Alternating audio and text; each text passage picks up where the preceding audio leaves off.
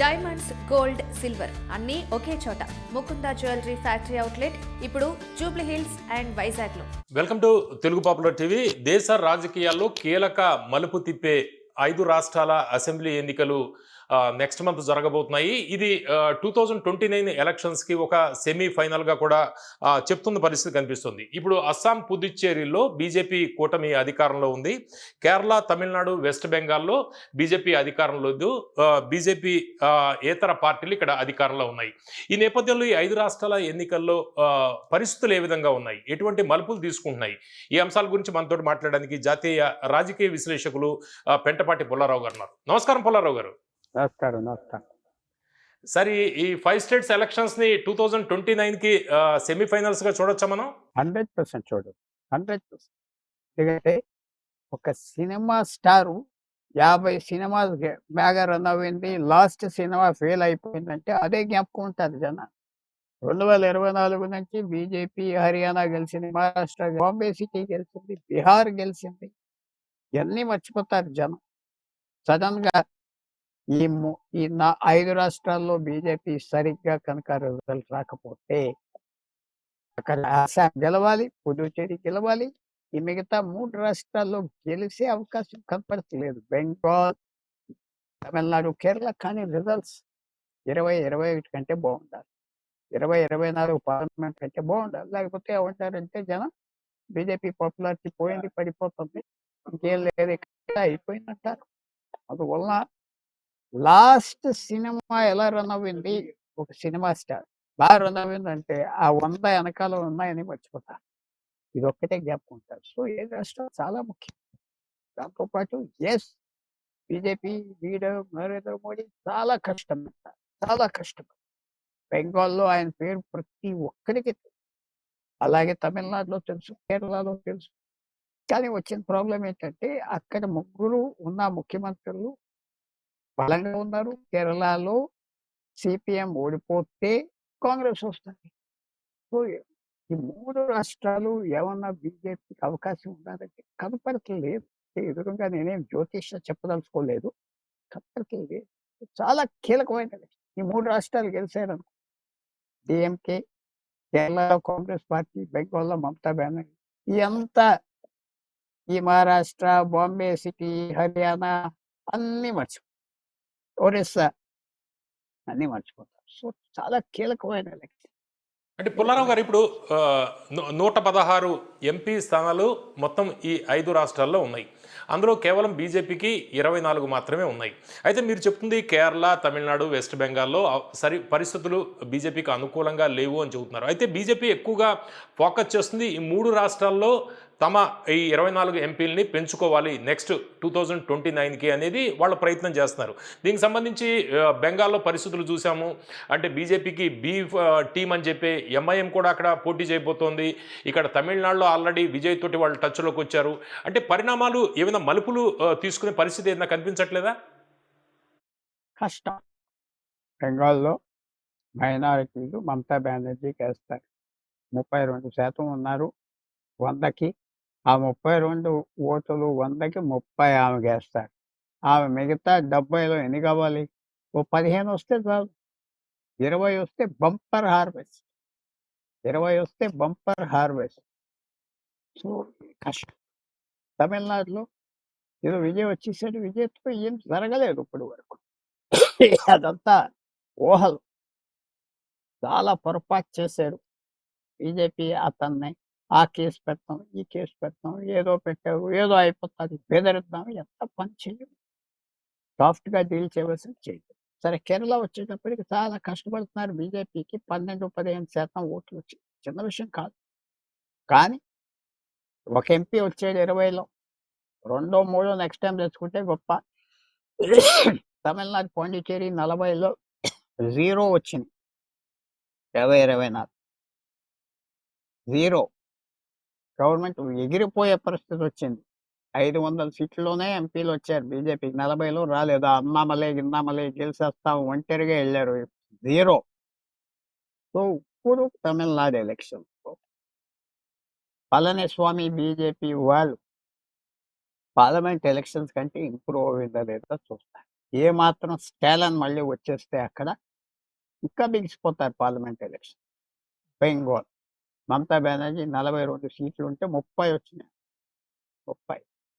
So ఇలాగా చాలా పుల్లారావు గారు ఇప్పుడు ప్రయత్నం ప్రధానంగా చేస్తున్నారు. బెంగాల్ సమీకరణలు కొద్దిగా ఆసక్తి కలిగిస్తున్నాయి. అంటే గతంలో లాగా బీజేపీ మమతా టీఎంసీకి ప్రధాన పోటు ఉంటుందా, లేకపోతే ఇప్పుడు వాళ్ళకి కేక్ వాక్ అయ్యే అవకాశం బీజేపీకి ఏం లేదా? ఎందుకంటే బీజేపీ బీ టీం అని చెప్పి ఎంఐఎం అక్కడ పోటీ చేస్తుంది. అయితే ముస్లింల మీద ప్రభావం ఏం ఉండదని చెబుతున్నారు. అయితే మహారాష్ట్ర కావచ్చు లేకపోతే బీహార్ మహాగఠబంధన్ ఆ విషయంలో అక్కడ ఫలితాలు తారుమారు చేసింది కదా ఎంఐఎం. ఎంఐఎం అంతా పెద్ద తారుమారు ఏంటి, 5 సీట్లు ఎలాగో ఎంఐఎం అయినా గెలుస్తాయి. ఆ అపోజిషన్ అవన్నీ ముస్లిం మెజారిటీస్. అదే తర్వాత ఆ మైనారిటీస్కి ఏంటంటే వాళ్ళ మత నాయకులు చెప్పింది వింటారు. వాళ్ళకంతా కామన్ సెన్స్ ఉన్నది. ఎంఐఎంకి వేస్తే వాడు గెలవడం ఒకటి. 70% ఓట్లు ఉన్న చోట మైనారిటీస్ ఎంఐఎంకి వేస్తారు. ఎందుకంటే మనోడు గెలుస్తాడు, మనోడు బీజేపీకి సపోర్ట్ చేయడం తెలుసుకోడు. అలాంటి చోట్ల గ్యారంటీగా గెలిచేస్తాడు ఎంఐఎం అంటే వాడికేస్తాడు. చాలా కేర్ఫుల్గా టాక్టికల్ ఓటింగ్ చేస్తాడు. టాక్టిక్ చాలా ఒక మాట ఒక్క రోజు ఎలక్షన్ ముందు చెప్పుకొని డిసైడ్ చేస్తారు. సో ఆ ప్రమాదం లేదు. ఫర్ ఎగ్జాంపుల్ బెంగాల్లో 294 సీట్లు ఉన్నాయి. దాంతో 100 సీట్లు ఎక్కడైతే మైనారిటీస్ 25-30% ఉన్నారో 100 సీట్లు మమతా బెనర్జీ గెలిచింది. 100 సీట్లు, ఒక్క సీట్ రాలేదు బీజేపీ. మిగతా 194లో బీజేపీకి 77 వచ్చింది. సో ఈవేళ ఎలక్షన్ ఎక్కడ జరగబోతుంది? 100 సీట్లలో ఎలక్షనే లేదు. మిగతా 200 సీట్లు దాదాపు ఎలక్షన్. 200 సీట్లలో మమతా బెనర్జీకి 50 కావాలి, వీళ్ళకి 150 కావాలి. ఎలాగొస్తాయి మీరు చెప్పండి, నాకు లెక్కలు తెలియవు. 50 వస్తే గవర్నమెంట్ ఫామ్ చేస్తారు, వీళ్ళకి 150 రావాలి. సో అక్కడ ఇంప్రూవ్ అవుతాది బీజేపీ అనుకుంటున్నా. 77, 80 అయినా పెద్ద విషయమే. ఎందుకంటే మమతా బెనర్జీ చాలా ఇంటెలిజెంట్గా బిహేవ్ చేస్తారు. చాలా అంటే పుల్లారావు గారు అంటే తెలివితేటలుగా. మహారాష్ట్ర కావచ్చు, లేకపోతే ఇతర వీటిల్లో ప్రభావం చూపించినట్టు బీహార్లో ప్రభావం చూపించినట్టు చూపించదు అని మీరు చెబుతున్నారు. అయితే ఇప్పుడు ఢిల్లీ, ఉత్తరప్రదేశ్ అట్లా అయిపోతుందా ఇక్కడ పరిస్థితి ఎంఐఎంది? అక్కడ పెద్ద ఇంపాక్ట్ చూపించలే. చెప్పలేము. ఎంఐఎం అక్కడ 1 సీటు, 2 సీట్లు, ఒక్క కాన్స్టిట్యూన్సీలో గెలిస్తే కాదు పెద్ద విజయంగా ఎందుకు చేస్తారంటే సైకలాజికల్‌గా ప్రొపగండా చేస్తారు. చెప్పులలో 3 సీట్లు వచ్చినాయి. చాలా బాగున్నదంట. అంటే మళ్ళీ ఆ ఊపు అయిపోయింది. ఇదే ఏంటంటే ఎంఐఎం దేశవ్యాప్తంగా మనదే నేషనల్ పార్టీ ముస్లిమ్స్ అవ్వాలి. వాళ్ళ ప్లాన్. కరెక్ట్. ఓవైసీ మీద ఆధారపడి ఉన్నారు. ఆయన నాయకత్వం, ఆయన తెలివితేటలు అంతా 55, 60 సంవత్సరాలు. బాగా ఇంటెలిజెంట్. సో ఎంఐఎం బెంగాల్‌లో 5 సీట్లు వచ్చినాయి. మన బీహార్‌లో 5 సీట్లు వచ్చినాయి. చాలా గొప్ప విజయం. మహారాష్ట్రలో ఏదో మన మున్సిపాలిటీలు అవి వచ్చినవి వస్తాయి. బెంగాల్లో 294లో ఏమన్నా గెలుస్తారంటే ఒకటో రెండో ఏమన్నా గెలుస్తారు. అదేదో పాస్ చేస్తారనే పరిస్థితి లేదు. ఇందాక నేను చెప్పిందేంటి, 100 సీటుల్లో 30, 25, 30% మైనారిటీస్ ఉన్న చోట ఆ 100 సీట్లు మమతా బెనర్జీ గెలిచింది. వీళ్ళు ఒక్క సీటు గెలవలేదు. ఒక్క సీట్. సో మిగిలిన 200లో పోటీ. అంటే ఎంఐఎం ఉద్దేశం ఏం కనిపిస్తుంది పుల్లారావు గారు? ఎంఐఎం ఉద్దేశం ఏం ఎంఐఎం కనిపిస్తుంది ఈ బెంగాల్లో పోటీ గేమ్ చేయడం ప్లాన్ అనేది? ఎంఐఎం గేమ్ ప్లాన్ ఏమీ లేదు. అలయన్స్ పెట్టుకొని ముస్లిమ్స్ మా ఓటర్స్ వాళ్ళ తరఫున బేరం ఆడటానికి దేశీయంగా అంతే. అది తప్ప అది మన ప్రజాస్వామ్యంలో చేసుకోవచ్చు. నా కులం, నా కులం నాకే ఇయ్యాలని తిరుగుతున్నారు కదా! పై కులాల వాళ్ళు తిరుగుతున్నప్పుడు ముస్లింలు ఎందుకు తిరగకూడదు? పై కులాల వాళ్ళు ఏమంటున్నారు? మాకు ఓటేయాల అంటలేదా? అదే కదా! విస్పర్స్‌తో అయిపోతది కదా! గుస్ గుస్ గుస్ గుస్ గుస్ పోయి చెప్పక్కర్లేదు పల్లెటూరులో, పట్టణాల్లో. సో ఈళ్ళు అదే చేస్తున్నారు. వీళ్ళు చేసేదేంటంటే మొహమ్మద్ అలీ జిన్నా చేసింది అలా చేశారు. ముస్లిం ఓటర్స్ మాకెయ్యాలి. బ్రిటిష్ దానికి కూడా సాయం చేశారు. వేరే ఎలక్టరేట్స్ పెట్టారు. వేరే ఎలక్టరేట్స్ అంటే ముస్లింలకి ఒక ఓటర్ లిస్ట్, హిందువులకు బ్రిస్ బ్రిటిష్ అతను పెంచడానికి పెంచారు. పుల్లారావు గారు పెంచారు. ఎస్ఐఆర్ ఇంపాక్ట్ ఏమి ఉండదా బెంగాల్లో? కొద్దిగా, కొద్దిగా 6,00,000 ఓట్లు, 7,00,000 ఎన్నో తీసేస్తే నియోజకవర్గానికి ఓ 10,000, 5,000 పోతాయి. అది చాలా మంది హిందూ ఓటర్స్ కూడా పోయింది. బంగ్లాదేశ్ వచ్చిన హిందూస్ కూడా దాంట్లో పోటీ. దాని మీద పెద్ద బీజేపీ ఆలోచించారా? ఆలోచించలేదు. నోట్‌బందీ నవంబర్ 8, 2016 నోట్‌బందీ అది మర్చిపోయి ఉంటారు మీరు. ఎవరుకున్నారు పాపం ప్రైమ్ మినిస్టర్. ఈ డబ్బంతా పరుపుల కింద, మంచాల కింద దాచుకున్నారు. తోటల్లో దాచుకున్నారు. డబ్బు బయటకొచ్చేస్తది. రాలేదే. ఒక్క పైసా లేదే. దాచుకొని చూసుకుంటారా? డబ్బు పెట్టుకుంటాడనుకున్నాడు. ఇదంతా క్యాష్‌గా ఉన్నది. 19,00,000 క్యాష్ ఉన్నది. 19,00,000 10,00,00,000 3,00,00,000 వచ్చేస్తది. బయట బ్లాక్ మనీగా సరెండర్ చేయలేతారు. చస్తారనుకున్నాడు. పైసాకి దొరికింది. ఎందుకంటే ఎవడు బ్లాక్ మనీగా పెట్టుకుంటాడు? ఆస్తుల్లో, బంగారంలో ఇన్వెస్ట్ చేసుకున్నాడు. అయిపోయింది. అలాగే ఎస్ఐఆర్ గూడా దొరికేసాడింకా. అయితే 20 సంవత్సరాల్లో ఎవరైతే దొంగతనంగా దూకారో బంగ్లాదేశ్ నుంచి కాగితాలన్నీ తెచ్చుకున్నారు. బర్త్ సర్టిఫికేట్స్ కూడా తెచ్చుకున్నారు. ఆ ఊరు సర్పంచ్ ఈడిక్కడే పుట్టాడంటాడు. ఇక్కడే పెళ్లి చేసుకున్నాడంటాడు. ఈడి నాన్న పేరు ఇదంటాడు. ఎవరు కాదంటారు? అయన్నీ సరి ఫెయిల్ అయిపోయాయి. ఎస్ఐఆర్ ఫెయిల్ అయిపోయింది. 1,00,00,000 మంది ఎక్స్‌ట్రా ఓటర్ల 50,00,000 ఎక్స్‌ట్రా ఓటర్ల ఫలితం చేయలేకపోయారు. ఆ సస్పెషన్ తీసుకొచ్చారు. క్లెవర్‌గా చేయలేదు. ఎలక్షన్ కమిషన్ తెలివితేటలుగా చేయాలి. ఏమి లేదు పరీక్ష చేస్తున్నట్టుగా చేస్తా పట్టాలి. ఏం లేదు. హడావిడితో చేసి హడావిడితో పోయింది. ఎస్ఐఆర్ 6,00,000 ఓట్లు ఎన్నో దొరికాయి. అంటే దాంట్లో హిందూస్ చాలా మంది ఉన్నారు. చాలా మంది. పుల్లారావు గారు ఇప్పుడు తమిళనాడుకి వద్దాం మనం. ఈ తమిళనాడులో ఇప్పటిదాకా గత ఎన్నికలు మనం చూస్తే డీఎంకే, ఏఐఏడీఎంకే ప్రధానంగా ఈ 2 పార్టీల మీదే ఉండేది. అయితే చిన్న చితక ఈ విజయకాంత్ లాంటి పార్టీలు అవి వెనకాల ఉండేవి. అయితే ఇప్పుడు ప్రధాన పోటీ TVK, DMK, AIADMK, TVK triangle contest నెలకొంది. అయితే విజయ్కి 80 స్థానాలు ఆఫర్ ఇచ్చినట్టు ఆల్రెడీ టీవీకే ముఖ్య నాయకులు చెబుతున్నారు. బీజేపీ ఆఫర్ ఇచ్చింది, డిప్యూటీ సీఎం కూడా ఆఫర్ ఇచ్చింది అనేది. అంటే దాన్ని రిజెక్ట్ చేసినట్టు చెబుతున్నారు. అంటే ఇది విజయ్ భవిష్యత్ ఎట్లా చూడొచ్చు మనం? కష్టం. విజయ్ భవిష్యత్ కష్టం. అతను 10% ఓట్లు వస్తే గొప్ప, 15 వస్తే గొప్ప, 20 వస్తే గొప్ప. సీట్లు కావాలి గదా! 2034లో 30, 40 సీట్లు తెచ్చుకుంటే గొప్ప. కానీ అతను ఎవరిని పాస్ చేస్తాడు? డీఎంకేని పాస్ చేస్తాడా? ఈళ్ళని పాస్ చేస్తాడా? ఎవరు చెప్పలేకపోతున్నారు. అతను కొన్ని ఎమ్మెల్యేలు రాకుండా ఏ 10% వస్తే గుడ్ బై. ఎవరితో అలయన్స్ పెట్టుకోనన్నాడు. ఆళ్ళు సరిగ్గా హ్యాండిల్ చేయలేదు. బీజేపీ వాళ్ళు వాడిని బెదిరిస్తే వస్తాడనుకున్నారు. రాలేదు. సైలెంట్‌గా ఉంటే నువ్వు చెప్పినయన్నీ చేస్తాం. తమిళనాడుకి వేరేగా మేము చూసుకుంటాం అన్నారు. అది చెప్పలేదు. చేశారు బీజేపీ కూడా అట్రాక్ట్ చేయలేకపోయారు.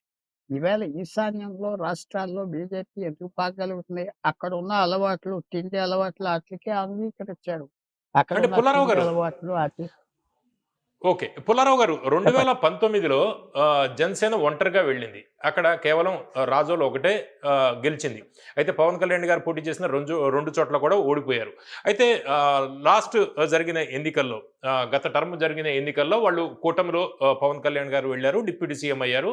100 స్ట్రైక్ రేట్ మనం చూసాం. సేమ్ అటువంటి పరిస్థితి ఎదురవుతుందా? విజయ్ ఒంటరిగా పోటీ చేస్తే? వెళితే ఎలా ఉంటుంది? విజయ్ చెప్పలేం. భవిష్యత్తు ఒంటరిగా చేస్తే ఎలా ఉంటుంది? చెప్పలేము. ఇప్పటి వరకు బై ఎలక్షన్ అవ్వలేదు. మంచి క్రౌడ్స్ వస్తున్నాయి. పవన్ కళ్యాణ్ కూడా మంచి క్రౌడ్స్ వచ్చినాయి. క్యాండిడేట్స్ ఎవరిని పెడతాడు? ఎన్నికకి 200తో 34 పోటీ చేస్తాడా? 100 పోటీ చేస్తాడా? కాన్సంట్రేట్ చేస్తాడా? ఏం చేస్తాడు? చూడాలి. ఆయన స్ట్రాటజీ ఏంటి? ఎవరితో పొత్తు లేకుండా వెళ్తాడంటే కష్టం. కష్టం అనుకుంటా. అంత గాలొచ్చేస్తదంటే 30 రాజకీయ పార్టీలు ఉన్న చోట ఎవరో ఒకడు ఓట్లు లాక్కొని ఉంటాయి. స్పేస్ స్థలం ఉండదు. ఆయన తప్పకుండా ఐడియల్ అలయన్స్ ఏడీఎంకేతో. ఏడీఎంకే రెడీ అన్నారు. నాకు ముఖ్యమంత్రి కావాలి. వాళ్ళు ఏమనాలి? ఓకే చూద్దాం ఎలక్షన్ తర్వాత అంటే వాడు గెలుతుది. అది ఏమో ఇది చెయ్యం అంటే ఏడీఎంకే కూడా పోవచ్చు. ఇది ఓకే. ఇప్పుడు నేను జ్యోతిష్యం చెప్పట్లేదు తమిళనాడు గురించి. ట్రయాంగిల్ ఆఫ్ ఎర్త్ అయితే డీఎంకేకి అడ్వాంటేజ్. పొత్తు లేకపోతే విజయ్ కష్టం. ఎన్ని సీట్లు వస్తాయి చెప్పలేము. ఇంకా పోల్ సర్వేలు అన్ని కరెక్ట్‌గా రాలేదు. 20% అంటే కొన్ని నియోజకవర్గాల్లో 10 వస్తాయి. కొన్ని నియోజకవర్గాల్లో 30 వస్తాయి. ఎన్నొస్తున్నాయి 30. 30 వస్తే విజయం వస్తది. కానీ అతను అడ్వాంటేజే కదా! పవన్ కళ్యాణ్ ఓడిపోయాక కూడా ఉన్నాడు. ఎందుకంటే అతనికి అనుభవం 2007 నుంచి పాలిటిక్స్‌లో తిరుగుతా వచ్చాడు. సో, అతను కొత్త కాదు. ఇతను కొత్త. ఇతనికి పవన్ కళ్యాణ్‌కి సోషల్ బేస్ కూడా సాయం చేసింది. ఆయన ఒప్పుకున్నా, ఒప్పుకోకపోయినా సోషల్ బేస్ కూడా సాయం చేసింది. ఇతనికి సోషల్ బేస్ ఎవరు? అది. ఇవన్నీ ఉన్నాయి ప్రాబ్లమ్స్. సో, అంటే మనం పుల్లారావు గారు ఎలక్షన్ చేసేస్తాం. కొన్ని కొన్ని వార్తలు ఏమొస్తున్నాయంటే అవి గాసిప్స్ కావచ్చు, నిజం కావచ్చు. త్రిష విజయ్ తరపున వకల్తా పుచ్చుకుని అక్కడ లాబింగ్, ఢిల్లీలో లాబింగ్ చేస్తోంది అనేది కొంత ప్రచారం జరుగుతుంది. అమిత్ షాని కలిసింది అనేది కూడా కొంత జరుగుతుంది. అంటే మీరు ఢిల్లీలో ఉంటున్నారు కాబట్టి మీకు ఏమనిపిస్తుంది, అక్కడ త్రిష ఏదైనా లాబింగ్ చేస్తున్నట్టు ఏదైనా వార్తలు ఏమైనా వచ్చాయా మీ దృష్టిలోకి? అది ఏమీ లేదా? అది ఏమీ లేదు. అమిత్ షాని కలిసే పని కూడా లేదు. ఆళ్ళకి అలయన్స్ కావాలా వద్దా? 40 సీట్లు ఇస్తామని బీజేపీ ఆఫర్ చేస్తే ఎవరైనా తీసుకుంటారా? 40 సీట్లు ఇస్తాం నీకు ముఖ్యమంత్రి అంటే తీసుకో. తర్వాత నువ్వు పెట్టిన మేనిఫెస్టో మీద వెళ్తావు అని చెప్పి ఒప్పిస్తే తమిళనాడుకి సెపరేట్ మేనిఫెస్టో మీద వెళ్తావంటే ఒప్పిస్తా. ఏం లేవు కదా! బెదిరిద్దాం, కేసు పెట్టాం, సెన్సార్ పెట్టాం, నీ సంగతి కరూరు అని చెప్తే లొంగిపోతారు అనుకున్నారు అమాయకులు. ఆ అమాయకులే తమిళనాడులో 40 సీట్లకి పాండిచ్చేరితో కలిపి ఎవ్వరూ అక్కర్లేదు. ఒంటరిగా పోటీ చేస్తే 20 సీట్లొస్తాయి, 10 సీట్లొస్తాయని. ఉన్న సీట్లు నరేంద్ర మోడీ ఉద్యోగం పోయే పరిస్థితి వచ్చింది. ఉద్యోగం పోయే పరిస్థితి. 500 సీట్లలో ఈ 40 సీట్లు ఒక్క ఎంపీ రాదు. అందువల్లే బీజేపీ అన్నమనేని తరిమేశారు. ఆ పాత నాయకులందరినీ గెట్ ఔట్ అన్నారు తమిళనాడు. ఎందుకు తీశారు అన్నమయ్యని? తప్పుడు అంచనాలిచ్చారు. చూద్దాం. Let us see. ఒక 10 రోజులే కదా! Okay. Thank you very much Pullarao garu. Thank you very much. Okay. Thank you.